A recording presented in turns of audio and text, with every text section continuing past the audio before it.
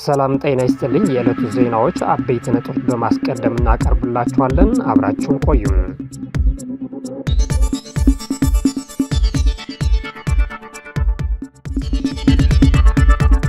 በሰመራ ከተማ አሳዛኝ ክስተት ተፈጽሟል። በሰመራ ከተማ አደባባይ በደረሰ አሰቃቂ የመኪና አደጋ የ22 ሰዎች ሕይወት ማለፉ ተገልጿል።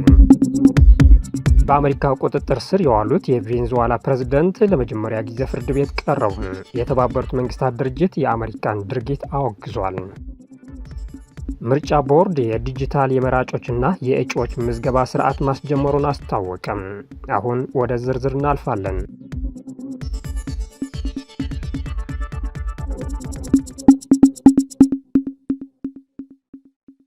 በሰመራ ከተማ አሳዛኝ ክስተት ተፈጽሟል። በሰመራ ከተማ አደባባይ በደረሰ አሰቃቂ የመኪና አደጋ የ22 ሰዎች ሕይወት ማለፉን ተገልጿል። 30 ሰዎች ላይ ከፍተኛ የአካል ጉዳት መድረሱን የክልሉ ፖሊስ አስታውቋል። በዛሬው ዕለት ከጠዋቱ 11 ሰዓት ላይ በተሳቢ መኪና ተጭኖ ሲጓዙ የነበሩና ሕይወታችንን እንቀይራለን ብሎ ለራሳቸውና ለቤተሰባቸው የተሻለ ነገርን ፍለጋ በህገወጥ መንገድ ወደ ሳውዲ አረቢያ በመጓዝ ላይ የነበሩ ወደ 100 የሚጠጉ ወጣቶች ላይ በደረሰ አደጋ 22 ሲሞቱ 30 ከባድ ጉዳት የተቀሩት ደግሞ 35 ቀላል ጉዳት ደርሶባቸዋል ተብሏል። የሟቾች ቁጥር ሊያሻቅብ እንደሚችልም ተሰግቷል። ከፍተኛ ጉዳት የደረሰባቸው ጅቡቲ ሆስፒታል ሕክምና እየተከታተሉ ሲሆን እጅግ በሚገርም መንገድ ደግሞ ሁለት ወጣቶች አንዳችም ጭረት እንኳን ሳይነካቸው በህይወት መትረፋቸው ታውቋል። አደጋው ያጋጠመው በአፋር ክልል ሰመራ ከተማ እየተገነባ ባለው አዲሱ አደባባይ ተሳቢ መኪናው ተገልብጦ ነው ተብሏል። በህይወት ከተረፉት ወጣቶች በተገኘው መረጃ መሰረት ተጓዦቹም አብዛኞቹ ከወሎ ከትግራይና ከኦሮሚያ ክልል የመጡ ናቸው ተብሏል። ወይዘሮ ሃይማኖት ዘለቀ የመገናኛ ብዙሃን ባለስልጣን እንዲመሩ በምክር ቤቱ ተሸሙ።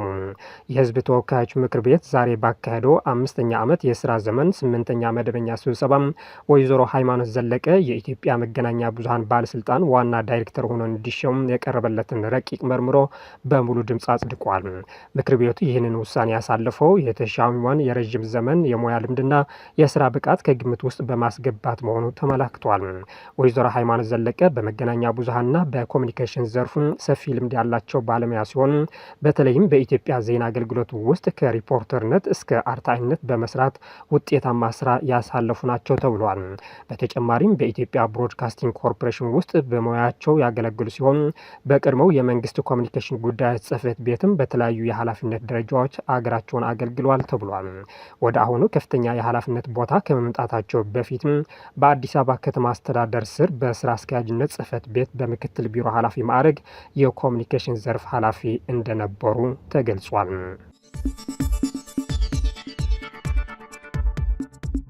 ምርጫ ቦርድ የዲጂታል የመራጮችና የእጩዎች ምዝገባ ስርዓት ማስጀመሩን አስታወቀም። የኢትዮጵያ ብሔራዊ የምርጫ ቦርድ ከመደበኛው የወረቀት አሰራር ወደ ዲጂታል የስራ እንቅስቃሴ የተደረገ ወሳኝ ሽግግር የሆነውን የመራጮችና የእጩዎች የዲጂታል ምዝገባ ስርዓት አስጀምሯል። በማስጀመሪያ መርሃ ግብሩ ላይ ንግግር ያደረጉት የኢትዮጵያ ብሔራዊ ምርጫ ቦርድ ሰብሳቢ ወይዘሮ ሚላተወርቅ ኃይሉም ስርዓቱን የማበልጸጉ ዝግጅት ከ1 ዓመት ከ6 ወር በላይ መውሰድን ገልጿል። ሰብሳቢው አክሎም የዲጂታል መድረኩ የስራ ቅልጥፍናን እንደሚያሻሽል፣ የመረጃን ትክክለኛነትና ሁሉን አቀፍነት እንደሚያረጋግጥ እንዲሁም ወጪ እንደሚቀንስና የቦርድን ተቋማዊ አቅም እንደሚያጠናክር ይጠበቃል ብሏል። የፌዴራል ጠቅላይ ፍርድ ቤት ፕሬዝዳንት ቴዎድሮስ ምህረት በበኩላቸው ስርዓቱን የኢትዮጵያን የምርጫ አስተዳደር ዘመናዊ ለማድረግ የተከናወነ ትልቅ ስኬት ሲሉ ገልጾታል። የዘንድሮ 7ኛ ሀገራዊ ምርጫ ግንቦት 24 ቀን ተቆርጦለታል። የቱርክና የተባበሩት አረብ ኤሚሬትስ መሪዎች መወያየታቸው ተሰማም። የቱርክ ፕሬዝዳንት ረሲፕ ጣይብ ኦርዶጋንና የኤሚሬትስ አቻቸው ቢን ዛይድ ስለ ጋዛ ቀውስ፣ ሶማሊያና የመን በስልክ መወያየታቸው ተገልጿል። የቱርክ ፕሬዝዳንት ረሲፕ ጣይብ ኦርዶጋንና የተባበሩት አረብ ኤሚሬትስ ፕሬዝዳንት ሼክ መሐመድ ቢን ዚያድ አልናህያን ትናንት በስልክ ባደረጉት ውይይት በጋዛ ያለውን ሰብአዊ ቀውስ እንዲሁም ስለ ሶማሊያና የመን የግዛት አንድነት መምከራቸውን የቱርኩ የኮሚኒኬሽን ዳይሬክቶሬት አስታውቋል። ሁለቱም መሪዎች በቀጠናዊና ዓለም አቀፋዊ ጉዳዮች ላይ ሀሳብ የተለዋወጡ ሲሆን ፕሬዝዳንት ኤርዶጋን ቱርክ ለየመንና ሶማሊያ ሉዓላዊነትና የግዛት አንድነት ያላትን ድጋፍ በድጋሚ አረጋግጧል። አንካራ በሁለቱም ሀገራት ሰላምና መረጋጋትን ለማስፈን ለሚደረጉት ጥረቶች የበኩሏን አስተዋጽኦ ለማድረግ ዝግጁ መሆኗን ኤርዶጋን መግለጻቸው ዳይሬክቶሬቱ አስታውቋል። ፕሬዝዳንት ኤርዶጋን በስልክ ውይይቱ ወቅት በጋዛ ሰርጥ ያለውን አሳዛኝ ሰብአዊ ቀውስ በአስቸኳይ ማቆም እንደሚገባም አሳስቧል። በተጨማሪም የመልሶ ግንባታ ስራዎችን ለመጀመር አፋጣኝ እርምጃ መወሰድ እንዳለባቸው አጽንኦት ሰጥቷል ተናግሯል። ይህ ውይይት የተካሄደው ለዓመታት ሻክሮ የቆየውን የቱርክና የተባበሩት አረብ ኤሚሬትስ ግንኙነት ወደ መሻሻል በመምጣት ወቅት መሆኑን አናዶሉ የዜና ወኪል ዘግቧል። ፕሬዝዳንት ኤርዶጋን ከትናንትና በስቲያም ከሳዑዲው ልዑል መሐመድ ቢን ሳልማን በስልክ መወያየታቸው ይታወሳል። በአሜሪካ ቁጥጥር ስር የዋሉት የቬንዙዌላ ፕሬዝዳንት አሁንም የሀገሪቱ መሪ ነኝ አሉ። ፕሬዝዳንት ኒኮላስ ማዱሮ ትላንት ፍርድ ቤት መቅረባቸው ተሰምቷል።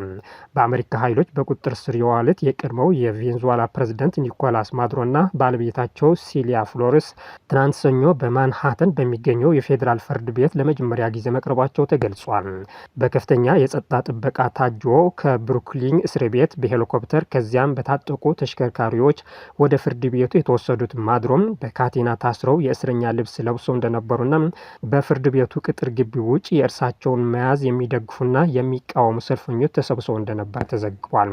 ማዱሮ በፍርድ ቤቱ ፊት እኔ ጨዋ ሰው ነኝ፣ ከወንጀል ነጻ ነኝ፣ እኔ አሁንም የሀገሬ ፕሬዝዳንት ነኝ ሲሉ መናገራቸው ተሰምቷል።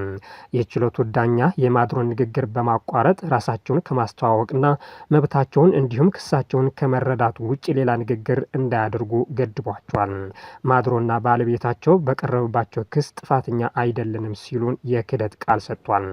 የቀረበባቸው ክስ የአደንዛዥ እጽና የኮኬን ዝውውር ሴራ፣ ሽብርተኝነትና ከጦር መሳሪያ ጋር የተያዙ ወንጀሎችን መሆናቸው ተገልጾላቸዋል።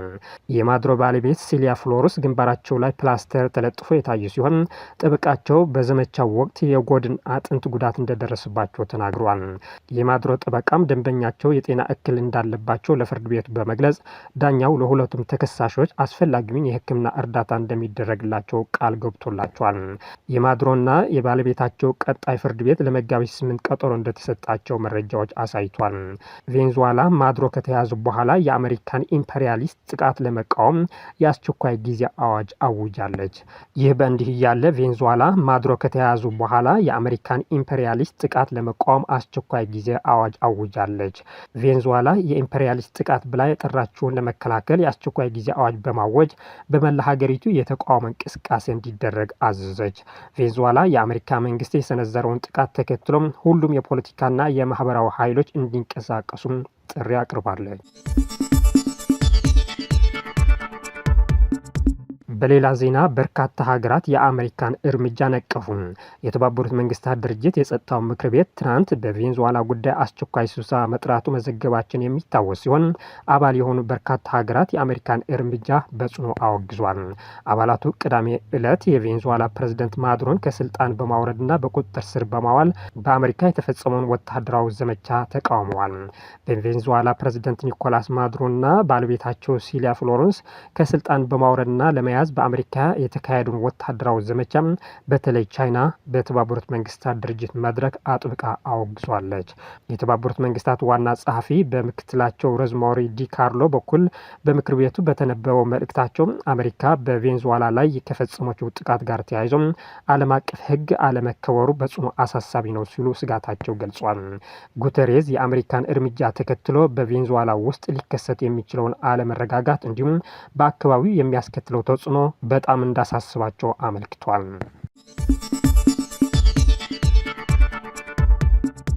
የአፍሪካ ህብረት የሰላምና የጸጥታ ምክር ቤት እስራኤል ለሶማሊላንድ እውቅና መስጠቷን በተመለከተ የአስቸኳይ ጊዜ ስብሰባ መጥራቱ ታወቀ። ዛሬ ታህሳስ 28 ቀን 2018 ዓ.ም የአፍሪካ ህብረት የሰላምና የጸጥታ ምክር ቤት እስራኤል ሶማሊላንድን እንደ ነጻ ሀገር እውቅና መስጠቷን በተመለከተ ስብሰባ ያካሂዳል ተብሏል። በግንቦት 1991 ከሶማሊያ ነጻነቷን ካወጀችበት ጊዜ ጀምሮ የሰሜናዊ ሶማሊያ ግዛት የሆነችው ሶማሊላንድ ከየትኛውም የዓለም መንግስት እውቅና ሳትሰጥ ቆይታለች። አስታውቃለች።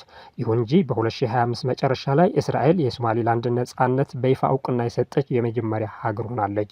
እስራኤል በሶማሊላንድ ላይ በይፋ እውቅና መስጠቷን ሶማሊላንድን በደስታ ብትቀበልም ሶማሊያ በሶማሊላንድ ላይ የዳኝነት ስልጣን ያላት ሀገር ሆና የእስራኤልን ውድቅ ያደረገ ጠንካራ መግለጫ ማውጣቷ ይታወሳል።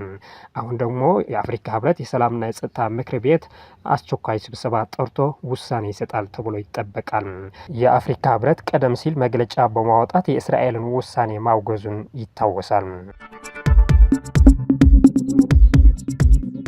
የዕለቱ ዜናዎች በዚህ ያበቃን። መልካም ቀን።